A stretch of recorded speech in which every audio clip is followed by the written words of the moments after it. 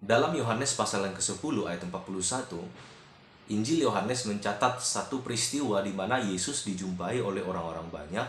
Lalu kemudian orang banyak ini berkata kepada Yesus, memang Yohanes tidak membuat satupun tanda, tetapi apa yang pernah ia ucapkan tentang orang ini adalah benar. Orang yang dimaksud di sana adalah Yesus itu sendiri. Dengan kata lain, Yohanes tidak membuat satupun tanda, tetapi semua yang pernah ia ucapkan tentang Yesus, semuanya benar. Tidak ada yang meleset, tidak ada yang menyimpang, dan semua adalah benar. Kita tahu bahwa Yohanes Pembaptis adalah seorang utusan Allah yang diutus untuk mendahului kedatangan kerajaan Allah, yaitu Kristus adalah Mesias yang sudah dinubuatkan di dalam Perjanjian Lama oleh para nabi dan digenapi di dalam kelahiran Yesus Kristus. Yohanes Pembaptis adalah utusan Allah, tetapi di dalam pelayanannya dia tidak melakukan satupun tanda kecuali mengajar dan memberitakan tentang siapa Yesus Kristus kepada orang-orang banyak.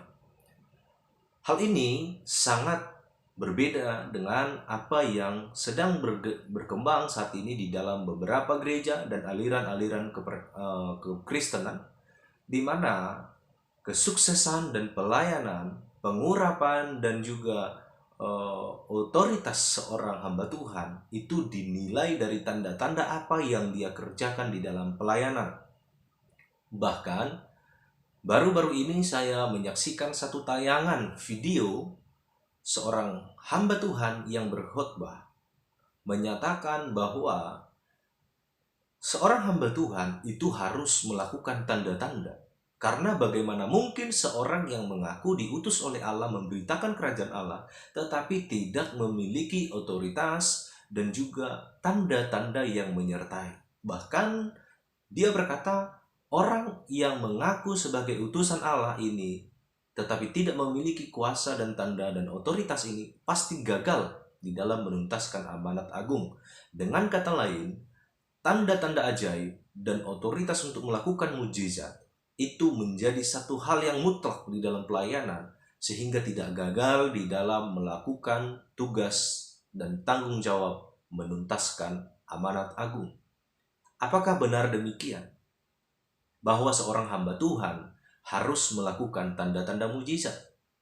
Bahkan banyak para jemaat yang menghakimi para pendetanya dan gereja-gereja tertentu, di sana tidak ada urapan dan di sana tidak ada Allah karena tidak ada mujizat yang terjadi. Banyak orang berkata bahwa hamba Tuhan ini tidak mendapat pengurapan dari Tuhan, tidak ada hadirat Tuhan, hanya karena tidak melakukan mujizat. Apakah memang betul hamba Tuhan itu bisa dinilai dari mujizat yang dia lakukan? Apakah memang betul hamba Tuhan bisa melakukan mujizat? Saudara, ini perlu kita pikirkan dan perlu kita luruskan bersama bahwa tidak seorang pun hamba Tuhan yang bisa melakukan mujizat. Mujizat itu hanya bisa dilakukan oleh Allah, dan Allah lah yang berdaulat untuk mengerjakan sesuai dengan kehendaknya.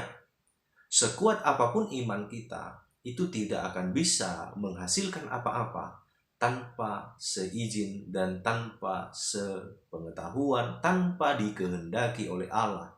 Karena sesuatu yang bisa kita lakukan itu bukanlah mujizat, tetapi sesuatu yang tidak bisa dilakukan manusia lalu dikerjakan oleh Allah, sesuatu yang mustahil ini lalu terjadi, itulah mujizat. Jadi kalau bisa dilakukan oleh seorang hamba Tuhan, entah itu dengan doanya, atau itu entah dengan mantra, atau entah dengan kekuatan fisik atau pengetahuan, itu bukan mujizat, itu hal yang normal. Karena bisa dilakukan oleh manusia. Jadi perlu kita pahami, dan perlu kita luruskan, bahwa mujizat tidak seorang pun bisa melakukan. Karena sesuatu yang bisa dilakukan manusia itu bukan mujizat. Jadi hati-hati saudara-saudara, jangan gampang menghakimi bahwa hamba Tuhan itu tidak bisa melakukan mujizat berarti dia tidak diurapi. Betul, dan itulah faktanya. Memang hamba Tuhan tidak bisa melakukan mujizat. Dan yang harus kita pertanyakan justru mereka yang mengklaim diri bisa melakukan mujizat, dan mereka pendeta-pendeta yang patut kita pertanyakan apakah yang dia maksud dengan mujizat. Karena mujizat yang bisa dia lakukan dengan imannya atau dengan apapun itu sendiri, itu bukan mujizat karena dia bisa lakukan. Karena dia sebagai manusia bisa lakukan, berarti itu bukan mujizat. Itu hal yang patut kita pikirkan bersama.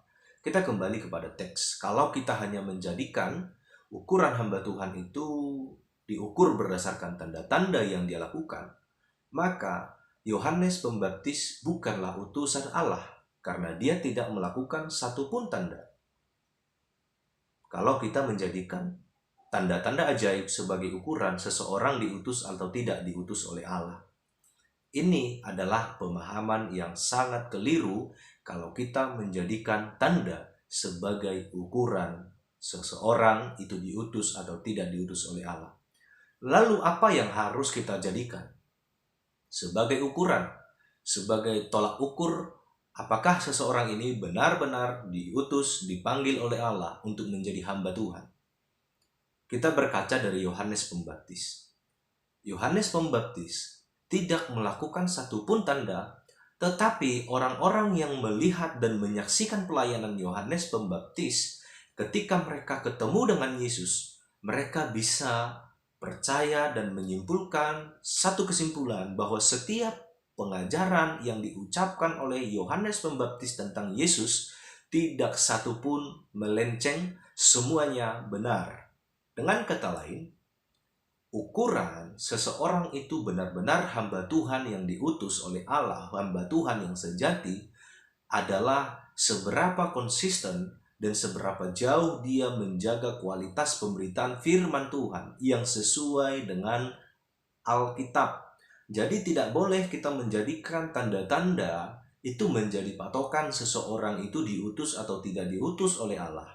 Yang harus kita jadikan sebagai tolak ukur adalah seberapa konsisten hamba Tuhan ini menjadikan firman Tuhan pusat pemberitaan, menjadikan Kristus sebagai pusat pemberitaan, dan menjadikan Kristus di atas setiap pelayanan yang dia lakukan. Karena banyak hamba Tuhan yang menjadikan Kristus hanya sebagai komoditi, menjadikan Kristus hanya sebagai jualan. Yang dia tampilkan adalah tanda-tanda yang bisa menaikkan popularitas. Jadi ukuran seorang hamba Tuhan, benar-benar dia diutus dan dipanggil oleh Tuhan untuk menyampaikan firman Tuhan, adalah seberapa konsisten dia menyampaikan firman Tuhan yang sesuai dengan apa yang tertulis di dalam Alkitab. Alkitab adalah dasar, dan Alkitab adalah firman Allah yang tanpa salah, yang senantiasa kita junjung tinggi, otoritasnya yang berkuasa mengubah setiap orang percaya. Jadi ukurannya sekali lagi bukan mujizat, tetapi ukurannya adalah firman Tuhan. Seberapa konsisten kita memberitakan firman Tuhan, menceritakan Tuhan. Namanya hamba Tuhan atau utusan Allah, dia pasti berbicara tentang Allah. Bukan bicara tentang penyakit, bukan bicara tentang ekonomi, bukan bicara tentang masalah sosial saja, tetapi dia harus berbicara tentang Allah. Lalu setelah itu kemudian akan dijabarkan bagaimana pemahaman tentang Allah ini kemudian bisa diekspresikan di dalam kehidupan sehari-hari. Bagaimana ini bisa diaplikasikan baik di dalam bidang ekonomi, bidang lain. Tetapi intinya bukan masalah pembunuhan dan tanda-tanda tadi. Inti pemberitaannya harus tetap Allah yang berotoritas dan berwibawa, yang mengubah setiap kehidupan. Jadi sekali lagi, hati-hati untuk tidak saling menghakimi dengan berkata hamba Tuhan itu tidak diurapi hanya karena dia bisa berkhotbah tanpa melakukan tanda-tanda ajaib. Karena memang kita tidak punya kuasa untuk melakukan itu. Kuasa itu hanya Allah yang bisa melakukan. Dan kalaupun terjadi di dalam pelayanan, itu karena Allah sendiri yang berdaulat. Bukan karena hamba Tuhannya, bukan karena siapa yang melakukan, tetapi itu murni, mutlak pekerjaan Tuhan, bukan pekerjaan hamba Tuhannya. Jadi sekian Kiranya perspektif ini bisa menolong kita untuk kita tidak gampang percaya dan dikelabui, karena ada banyak ragam pengajaran hari-hari ini, ada banyak tipuan dan trik yang masuk di dalam gereja yang seakan-akan ini berbingkis atau seakan-akan ini murni pelayanan, tetapi sebenarnya serigala berbulu domba. Bahkan saya pernah dan saya kenal dekat dengan orangnya karena kebetulan satu daerah dan juga satu sekolah dan juga satu teman permainan waktu itu. Dia adalah seorang dukun, tetapi ketika dia mengobati pasien, dia suruh pasien untuk membaca Alkitab, lalu kemudian dia baca mantra, lalu kemudian dilaksanakanlah ritual pengobatan. Ini tentu sangat